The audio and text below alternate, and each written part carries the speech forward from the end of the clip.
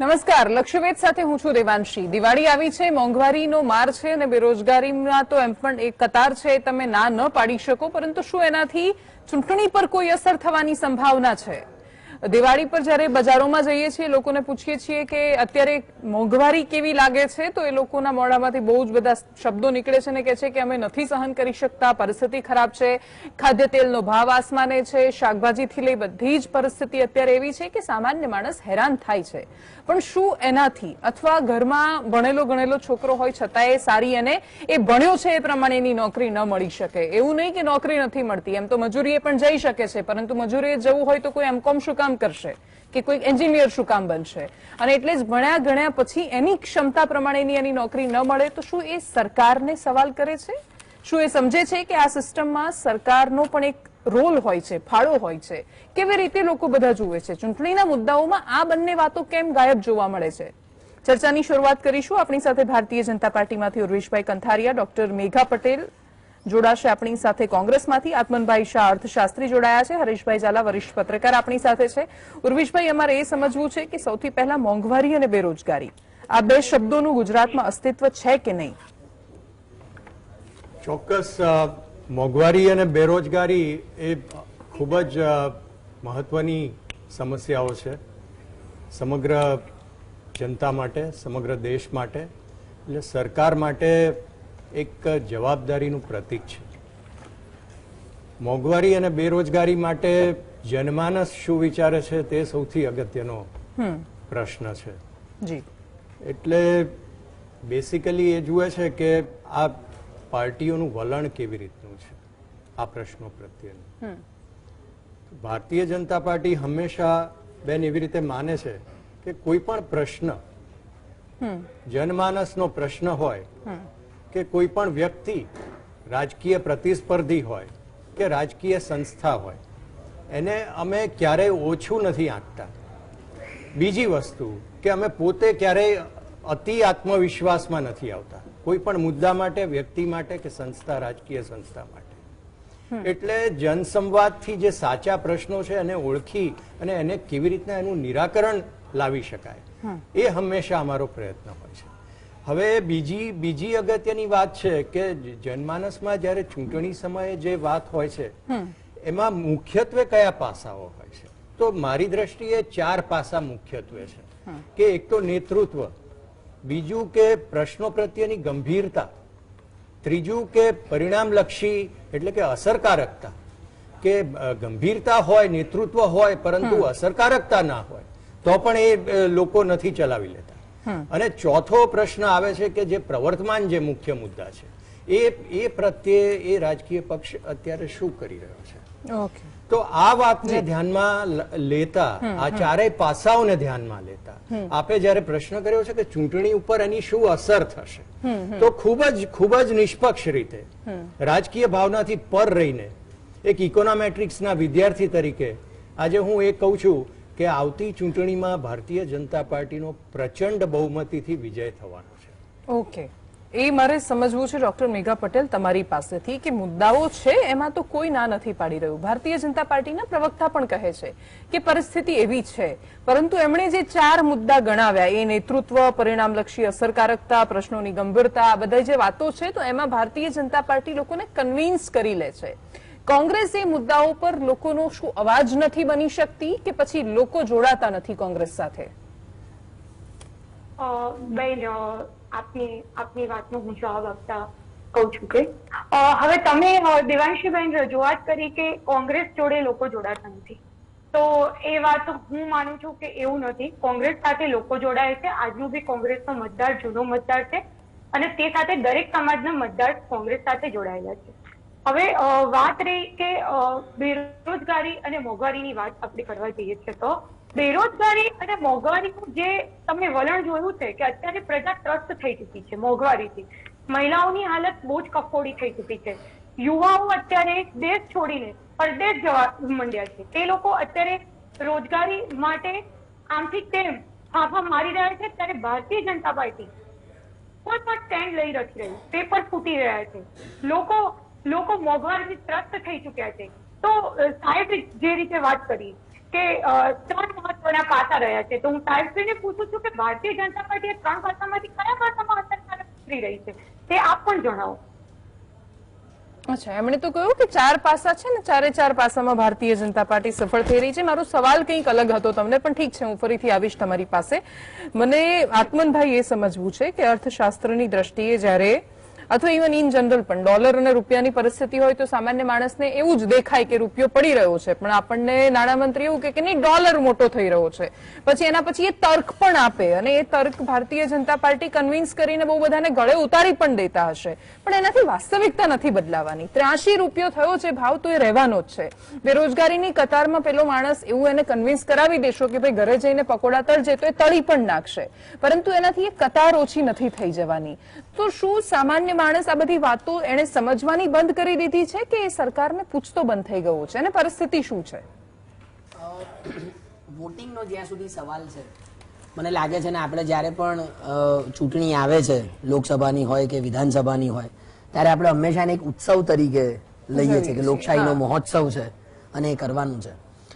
અને મને એવું લાગે છે કે જ્યારે મતદાન આપવાની વાત આવે છે ત્યારે તાર્કિક બાબતોથી દૂર રહીને લોકો લાગણીવશ થઈને મત આપે છે. અને હંમેશા જ્યારે તહેવાર તરીકે આપણે કોઈ પણ તહેવાર હોય ત્યારે આપણે આપણી લાગણી એમાં ઉમેરાય છે, અને જ્યારે પણ લાગણી ઉમેરાય છે ત્યારે તર્કબદ્ધ વર્તન રહેતું નથી. આ એક મને લાગે છે કે બહુ સમજવાની જરૂર છે. એટલે જે મુદ્દાઓ છે એમાં આર્થિક મુદ્દાઓ લોકોને નડે છે અથવા તો એનાથી લોકોને અસર પહોંચે છે, પણ એ મતમાં કેટલા પરિણામે છે એ આખો એક જુદો મુદ્દો છે, અથવા તો એક આખી એક જુદી ચર્ચા છે. એટલે આપણે જોઈએ કે મોંઘવારી એક સમસ્યા છે, બેરોજગારીની સમસ્યા છે, જે રીતે રૂપિયો નબળો થઈ રહ્યો છે એના કારણે આંતરરાષ્ટ્રીય વેપાર ઉપર જે અસર પડી રહી છે એની પણ સમસ્યા છે. પણ એ સમસ્યાઓ મતદાતાઓને કેટલી અસર કરે છે, હું મતદાતા શબ્દ સભાનતાપૂર્વક વાપરું છું અને લોકો શબ્દ નથી વાપરતો, કે તમે જ્યારે મત આપવા જાવ છો ત્યારે આ બધી બાબતોના આધારે મત આપો છો કે પછી જે બીજી બાબતો છે કે જેમાં લોકો લાગણીમાં વહી જાય છે, કારણ કે એમાં પછી ધર્મ ઉમેરાય, એમાં જાતિ ઉમેરાય, એના આધારે મતદાન આપવામાં આવે છે.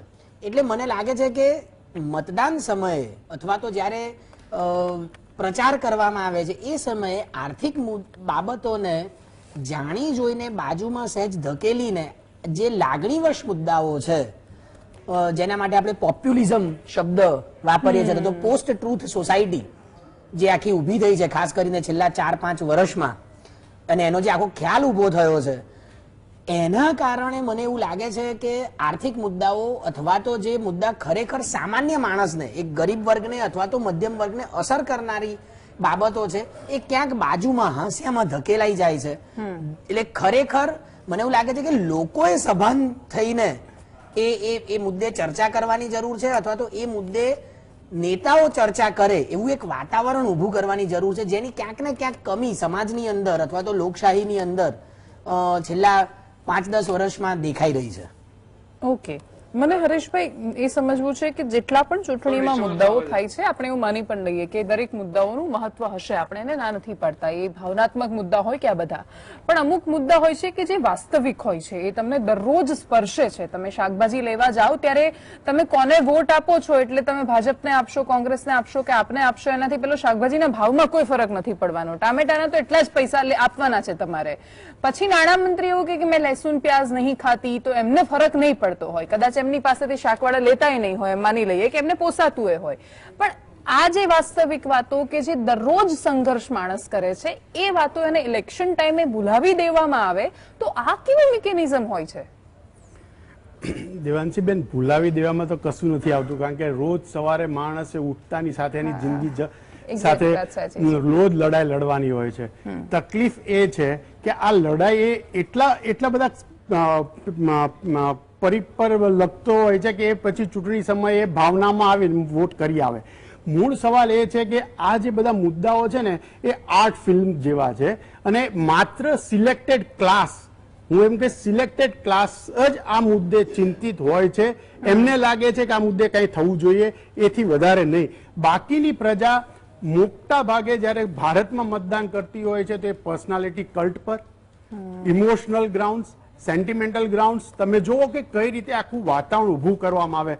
ગઈકાલે દેશના વડાપ્રધાને જયારે જુનાગઢમાં સંબોધન કર્યું તો એમણે ગુજરાતના અપમાનનું કાર્ડ રમ્યા. આજે જયારે સોનગઢમાં જાય છે તો એમ કે છે કે હું આદિવાસી પાઘડી પહેરું તો કોંગ્રેસીઓ એની ટીકા કરે છે. તો આ પ્રકારના ઇસ્યુઝ લોકોમાં ચાલે છે અને એટલા માટે જ પીરસવામાં આવે છે. તમે તમારી થાળીમાં એ જ વસ્તુ લો જે તમને ભાવતી હોય, જો તમને ન ભાવતી હોય એ પીરસવામાં આવે નહીં. હવે મૂળ મુદ્દાની વાત આપણે કરીએ કે ભાઈ બેકારી, મોંઘવારી અસર કરતી હોવા છતાંય વોટમાં એ કેમ દેખાતી નથી? એનું મુખ્ય કારણ એ છે કે જ્યારે આ મુદ્દા ઉપર ચર્ચા જ નથી થતી. તમે જુઓ કે બેઝિકલી જ્યારે ચૂંટણી પ્રચાર શરૂ થાય છે ત્યારે ચર્ચાના મુદ્દા શું હોય છે? અમારા પાસે નરેન્દ્ર મોદી છે, તમારા પાસે કોણ છે? અમારા પાસે હિન્દુત્વ છે, તમારા પાસે શું છે? હવે ત્યાં સુધી કે સરકારની જવાબદારી હોય છે સમાજને ભયમુક્ત કરવાની, એના બદલે સમાજને આખો ભયભીત કરી દેવામાં આવ્યો છે કે આ પક્ષ જો સત્તામાં ના હોય ને તો તમે સલામત નથી. હવે આ મુદ્દા સાથે લોકો જીવે કે પછી એની રોજબરોજની જિંદગીના મુદ્દા ઉપર વોટિંગ કરવા જાય, એ અસમંજસમાં લગભગ 25% મતદારો દેશમાં એવા છે જે ફ્લોટિંગ મતદારો કહીએ છીએ, જે છેલ્લા 48-24 કલાકમાં નક્કી કરે છે કે મારે કોને મત આપવો, અને ત્યાં સુધી રાહ જોઈને બેઠા હોય છે હવા કઈ તરફ છે.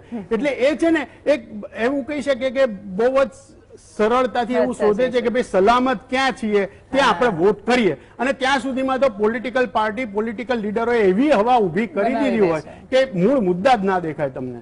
બિલકુલ, હાલ વિરામનો સમય થયો છે, પણ 100% એ વાત સાચી છે કે આ ફ્લોટિંગ મતદાર છે એ જ સરકાર બનાવવામાં છેલ્લે સક્ષમ થતો હોય છે, કેમ કે બાકી કમિટેડ વોટર્સ છે નક્કી જ છે એ ક્યાં જવાના છે. પેલો છે એ જે આર્ટિફિશિયલ એક હવા ઊભી કરવામાં આવે છે ત્યાં જાય છે અને પછી કે છે કે ભાઈ હવા જોઈને જ આપવો પડે ને, આપણો વોટ કઈ વેસ્ટ થોડો કરાય, આ જે જીતવાનું હોય એને જ અપાય. એટલે આ હવા પર આખરે ડિપેન્ડ છે. Welcome back. ઉર્વિશભાઈ, એ સમજવું છે કે તમે કહ્યું ત્રીજો મુદ્દો હતો પરિણામલક્ષી અસરકારકતા. મોંઘવારી છે, બેરોજગારી છે, આ નકરી વાસ્તવિકતા છે, લોકો આનાથી પરેશાન પણ થાય છે. એ વોટ તમને આપી દેશે એવું માની પણ લઈએ, તમે કહ્યું એ પ્રમાણે તમારી બહુમતી આવશે, પરંતુ પરિણામલક્ષી અસરકારકતા ક્યાં છે? કયા એવા મુદ્દાઓ છે કે જેનું તમે સોલ્યુશન લાવ્યા? આપણે જે 4 પાસાની વાત કરી, નેતૃત્વ, ગાંભીર્ય, પરિણામલક્ષી અસરકારકતા અને પ્રવર્તમાન મુદ્દા, તો હવે આપણે પ્રવર્તમાન મુદ્દા જે 2 મુખ્ય મુદ્દા આપણે ઉપસ્થિત થયા છે, મોંઘવારી અને બેરોજગારી, એના માટે કેટલું ગાંભીર્ય છે, એના માટે કેટલી અસરકારકતા છે અને એના માટે નેતૃત્વ શું કરી રહ્યું છે, આ આપનો સવાલનું હારદા છે. હવે એક જવાબદાર રાજકીય પક્ષ તરીકે અમારે ચોક્કસ આ મુદ્દાને અમારે સંબોધન કરવું પડે છે. એવું નથી કે અમે એ મુદ્દાને બાજુ ઉપર મૂકીને અમે ચૂંટણીમાં આવીએ છીએ. સૌથી મહત્વના મુદ્દા છે, ભલે એના ફેક્ટર્સ 25% ફેક્ટર હોય અને એમાં અસરકારકતા હોય એને પરિણામે એની જે અસર છે એ કદાચ નલિફાઈ પણ થઈ જાય, પરંતુ એ મુદ્દાનું ગાંભીર્ય તો સમજવાનું છે. એ મુદ્દા પ્રત્યે અમારું વલણ શું છે એ વાત કરવાની છે. તો મોંઘવારીની જે વાત છે, તો જનમાનસમાં પ્રશ્ન શું આવે છે, કયા પરિમાણથી આવે છે? આપણે સુજ્ઞ પેનલ દ્વારા પ્રશ્નો આવ્યા, બેને પણ વાત કરી, ડોક્ટર મેઘાબેન પટેલે. તો આ ચૂંટણી એક કેલાઇડોસ્કોપિક હોય છે, અનેક પરિમાણો હોય છે, અનેક મુદ્દાઓ હોય છે, અને એમાંથી ક્યારે કયો મુદ્દો ઉપર આવે છે. આત્મનભાઈએ વાત કરી કે હરેશભાઈએ વાત કરી કે ક્યારે ઇમોશન આવે છે, ક્યારે તર્ક આવે છે, ક્યારે મુદ્દો આવે છે, ક્યારે પરિણામ આવે છે. આ વાત જાણવા માટે જનમાનસ હંમેશા ઉત્સુક હોય છે. તો મોંઘવારીની વાત છે, એમાં એ સમજે છે કે મોંઘવારી કયા કારણે છે. તો એમાં વૈશ્વિક પરિબળો છે, સ્થાનિક પરિબળો પણ છે, રાજકીય પરિબળો પણ છે, પરંતુ પ્રવર્તમાન જે સ્થિતિ છે એની પાછળ વૈશ્વિક પરિબળો મુખ્ય છે. એનું એક જ ઉદાહરણ આપને આપું કે 2012 અને 2013ની વાત છે. આપણે એમ કહીએ છીએ કે મોંઘવારી અત્યારે પરિસીમા છે ને આવી મોંઘવારી ક્યારેય નહોતી, પરંતુ મોંઘવારી તો ઐતિહાસિક પ્રશ્ન રહ્યો છે, પરંપરાગત પ્રશ્ન રહેલો છે રાજકીય રીતે. એટલે 2012 અને 2013માં મનમોહનસિંહજીની સરકાર વખતે મોંઘવારી ડબલ ડિજિટની ઉપર હતી. ઇન્ફ્લેશન રેટ આપણો 11% અને 12% હતો, અને એ વખતે આટલી વિષમ પરિસ્થિતિ પણ નહીં હતી. હા, 2007 થી 9માં એક સબપ્રાઇમ ક્રાઇસિસ વિશ્વમાં હતી અને એની થોડી ઘણી અસર હતી, પરંતુ જે પરિસ્થિતિ કોવિડમાં હતી, કે જે પરિસ્થિતિ યુક્રેન યુદ્ધ વખતે હતી, કે જે પરિવહન વ્યવસ્થાઓ ખોરવાઈ ગઈ, સપ્લાય ચેઇન્સ ખોરવાઈ ગઈ, કાચા માલોના ભાવ વધી ગયા, ઉત્પાદન ખર્ચ વધી ગયો, એની અસર બધી જ પ્રોડક્ટ ઉપર આવી ગઈ, જીવન જરૂરિયાતની વસ્તુ ઉપર પણ આવી ગઈ.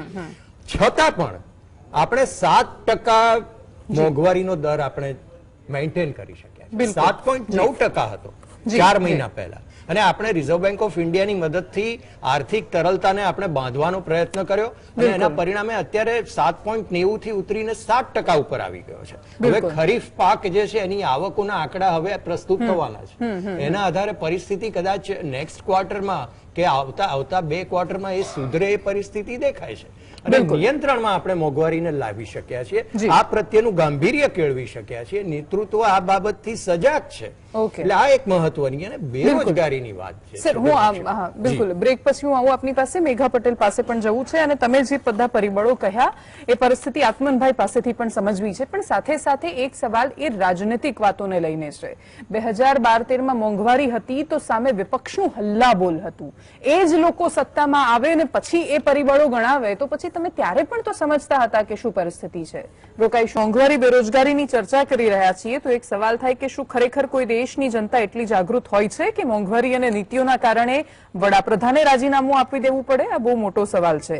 એક સમય ભારતમાં પણ હતો કે રેલ અકસ્માત થાય તો લાલ બહાદુર શાસ્ત્રી પણ રાજીનામું આપી દેતા હતા, પણ એ વાતને હવે બહુ સમય વીતી ગયો છે. નીતિમત્તા અને રાજનીતિ એ રાજનીતિમાં પાછળ લખવા માટે શબ્દ રહ્યો છે.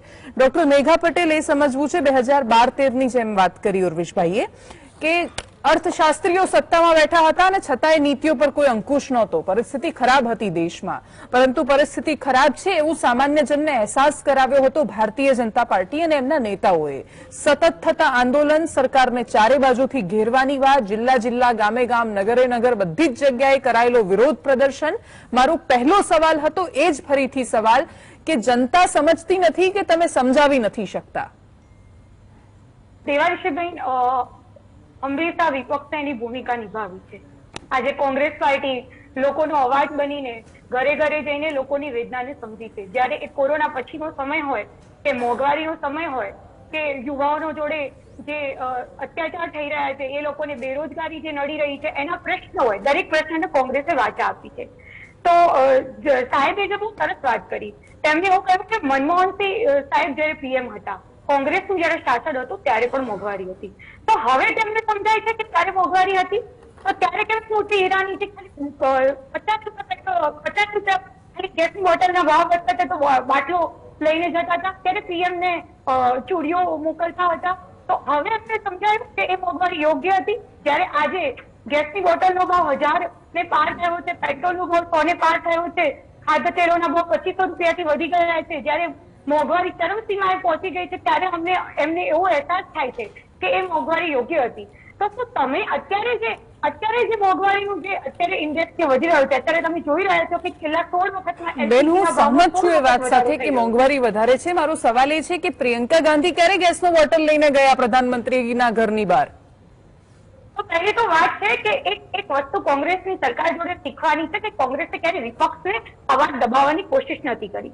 વિપક્ષ અને એ ઓલવેઝ એનું કામ કરવા દીધું છે. જ્યારે આજની સરકાર શું કરી રહી છે? આજની સરકાર વિરોધ પક્ષનો અવાજ દબાવવા જઈ રહી છે. આજે બેન અમારી જ વાત કરી, અમે જયારે ગ્રાઉન્ડ લેવલ ઉપર જયારે એક નાના ગામડાની અંદર બી અમે મોંઘવારીની રેલી કાઢવા જઈએ છીએ ત્યારે અમને પરમિશન લેવાનો ઓર્ડર આવે છે. અમે પરમિશન લીધા વિના જો લોકોનો અવાજ છે તો અમારી પર ખોટા કેસો કરવામાં આવે છે. તો આ સવાલ બી અમને કરવા માંગુ છું કે વિપક્ષની ભૂમિકા ભજવતા અમને રોકવામાં આવે છે. ઠીક છે, આગળ લઈ જાઉં ચર્ચાને. બિલકુલ, હા, હું આવું.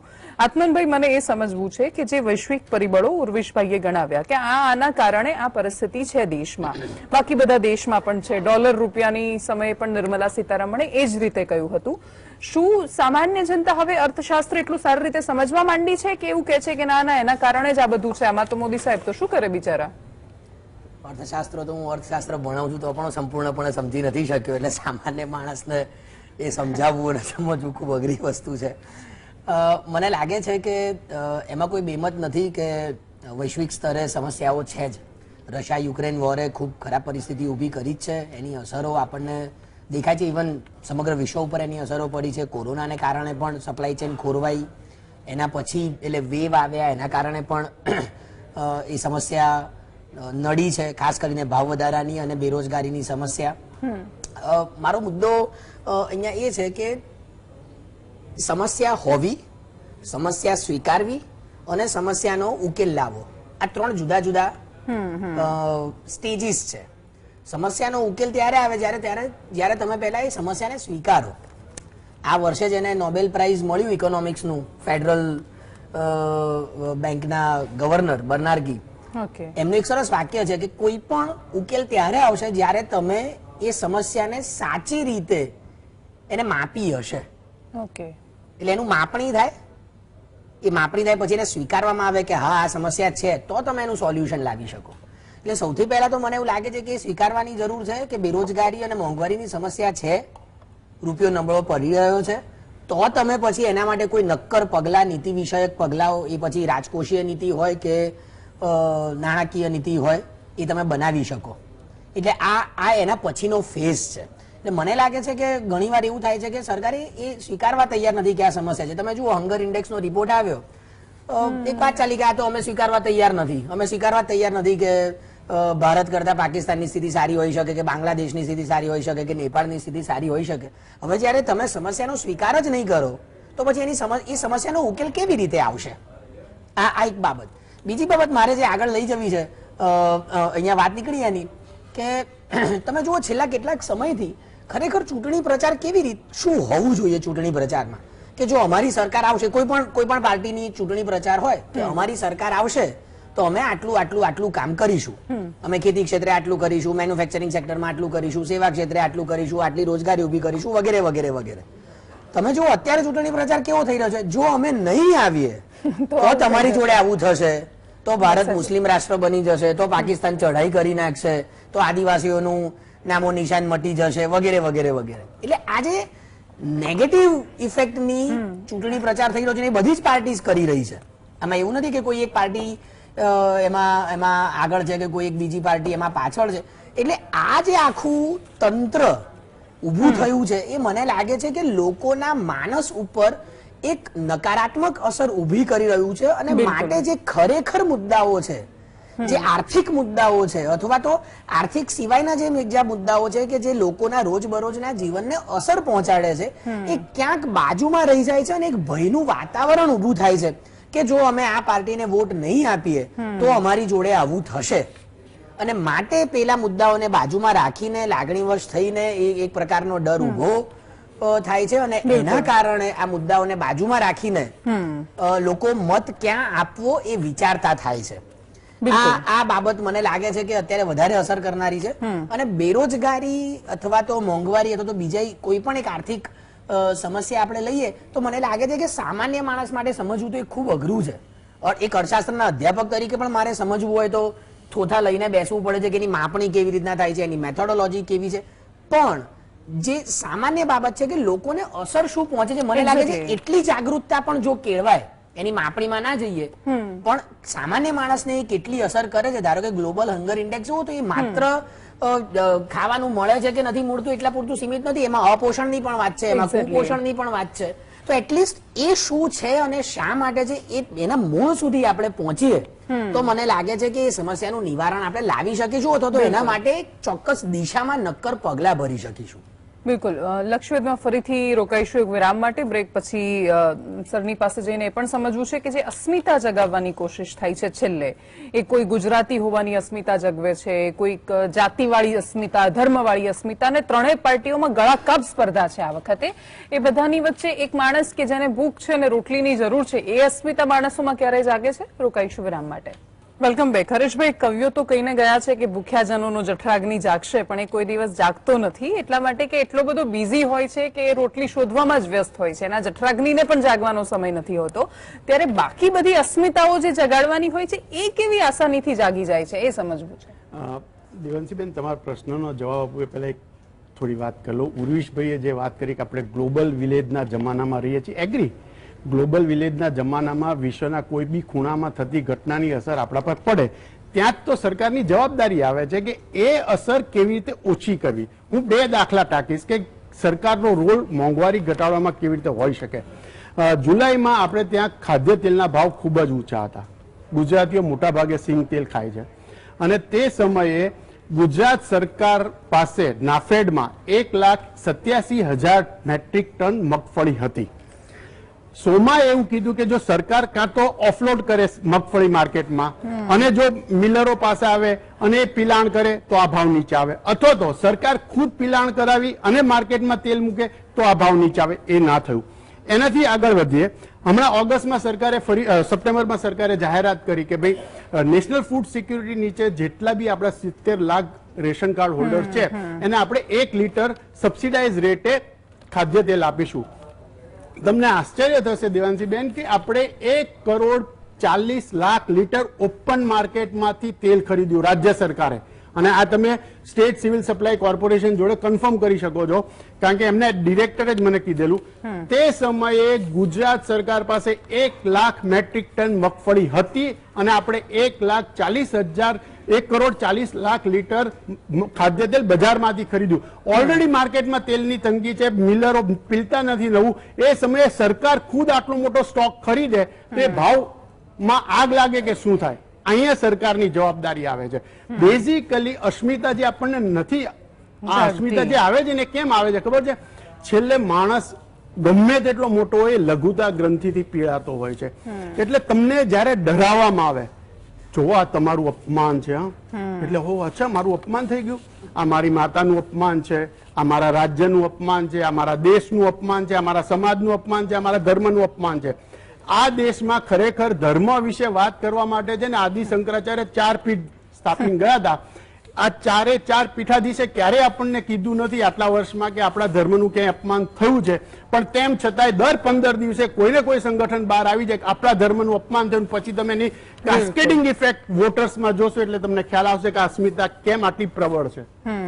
એક્ઝેક્ટલી. એટલે મને છેલ્લે ટૂંકમાં ઉર્વેશભાઈ જ સમજવું છે અને મેઘાબેન પાસે પણ સમજવું છે કે અમે એવું માનીએ છીએ કે મોંઘવારી, બેરોજગારી જેવા સામાન્ય માણસને સીધા સ્પર્શતા મુદ્દાઓનું બહુ જ મહત્વ છે, પરંતુ રાજનેતાઓ એનું સોલ્યુશન, તમે જે સોલ્યુશન્સની વાત કરતા હતા અને ઉદાહરણ પણ આપ્યું હરીશભાઈએ કે આટલા મોટા પ્રશ્નો હોવા છતાં જ્યાં સરકારની જરૂર પડે છે ત્યાં સરકાર ક્યારેક મુખપ્રેક્ષક બની જાય છે, ક્યારેક આગમાં ઘી નાખે છે. આવું કરવાનું બંધ કરે તો પણ પ્રોબ્લેમ્સનું ઘણું સોલ્યુશન આવી જાય. સોલ્યુશનની વાત છે ત્યારે સરકારનું શું ગાંભીર્ય છે એના 2 ઉદાહરણો છે કે જ્યારે કોવિડની પરિસ્થિતિ હતી ત્યારે ફૂડ સપ્લાય એક બહુ મહત્વનો પ્રશ્ન હતો, કારણ કે પરિવહન વ્યવસ્થાઓ ખોરવાઈ ગઈ હતી, ભાવો ઊંચા જઈ રહ્યા હતા. એ સમયે ભારતીય જનતા પાર્ટીની સરકારે એ વિચાર્યું કે લોકોને ફૂડ નહીં પહોંચે તો અંધાધૂંધી થઈ જશે. આમાં કોઈ ગભરાવાની વાત નથી, પરંતુ એક પ્રોએક્ટિવ એપ્રોચ, આગામી સમયની જે અસરો છે એને પહેલેથી પામીને, જ્યારે કોંગ્રેસ પાર્ટી લોકોને એમ કહેતી હતી કે તમે ટીકા ના લેતા કારણ કે તો અવૈજ્ઞાનિક છે, મોદીજી લેંગે બાદ હમ લેંગે, કોંગ્રેસે એવું ક્યારે કહ્યું છે? અખિલેશ યાદવે કહ્યું છે, સમાજવાદી પાર્ટીએ, અખિલેશ યાદવે કહ્યું છે, રાહુલ ગાંધીજીએ પણ કહ્યું છે, એના કોચ પણ છે. અને એને આધારે આખો એક ગેરસમજ ઊભી કરવામાં આવી. એ સમયે ફૂડ ક્રાઇસિસ હતી. ભારતીય જનતા પાર્ટીની સરકારે એને એડ્રેસ કરીને સોલ્યુશન એ લાવ્યા કે 80 કરોડ લોકોને પહેલા ફૂડ એમને પહોંચાડો, કારણ કે ખાલી પેટ એ સૌથી મોટી મહામારી છે, કોવિડ કરતા પણ મોટી મહામારી છે, અને એને આપણે સોલ્યુશન લાવવાનું છે.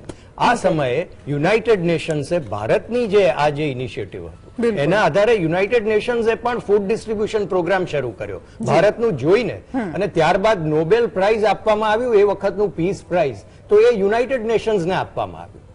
ભારતનો એમાં ચોક્કસ એમાં મહત્વનો ફાળો છે, ભારતીય જનતા પાર્ટીનો ફાળો છે કે એમણે ખૂબ જ વ્યવસ્થિત રીતે વિતરણ કરી અને લોકો સુધી જે બેઝિક જરૂરિયાત છે એ પહોંચાડી, જેને લીધે આર્થિક તંત્ર આપણું જે છે એ ટકી રહ્યું, સાંસ્કૃતિક ચેતના ટકી રહી, અને એ આપણી અસ્મિતા છે. ખરી અસ્મિતા એ છે, કારણ કે ભારતીય જનતા પાર્ટી કોઈ મૂડીવાદી નથી કે સમાજવાદી નથી કે સામ્યવાદી નથી, એ માનવવાદી છે. અમે ઇન્ટિગ્રલ હ્યુમેનિઝમમાં માનીએ છીએ. એકાત્મ માનવવાદ શું છે કે એક વ્યક્તિનું નિર્માણ થાય, એ વ્યક્તિના અર્થતંત્રનું નિર્માણ થાય. મોદીજી કહે છે કે ગામડામાં કે શહેરમાં રહેતા ગરીબ માણસની જયારે ખરીદ શક્તિ વધશે, એ મોંઘવારી જયારે પ્રાકૃતિક રીતે આવતી હોય છે ત્યારે એને સક્ષમ રીતે એને હેન્ડલ કરવા માટેની એ શક્તિ કેળવશે, એ સાચો વિકાસ છે. અને એ વિકાસના પથ ઉપર એ ટકી રહે એના માટે ફૂડ ડિસ્ટ્રીબ્યુશન પ્રોગ્રામ કરવામાં આવ્યો. અને બીજી મહત્વની વાત કે બેરોજગારીની સમસ્યા માટે મુદ્રા યોજના દ્વારા વર્તમાન પરિસ્થિતિ આત્મનભાઈ સમજી શકશે કે અત્યારનું જે અર્થતંત્ર છે એ ઇન્ટરનેટ ઓફ થિંગ્સ અને ડીપ લર્નિંગ ને આ બધી ટેકનોલોજીના આધારે વધી રહ્યું છે. એટલે રોજગારી ઉપર એની પ્રતિકૂળ અસરો થાય છે, પરંતુ એના માટે 34 કરોડ લોકોને બેન 34 કરોડ લોકોને મુદ્રા યોજનામાં આવરી લેવામાં. ઓકે, સમય ઓછો છે એટલે ડોક્ટર મેઘા પટેલનો છેલ્લો જવાબ એકદમ ટૂંકમાં લઈ લઉં.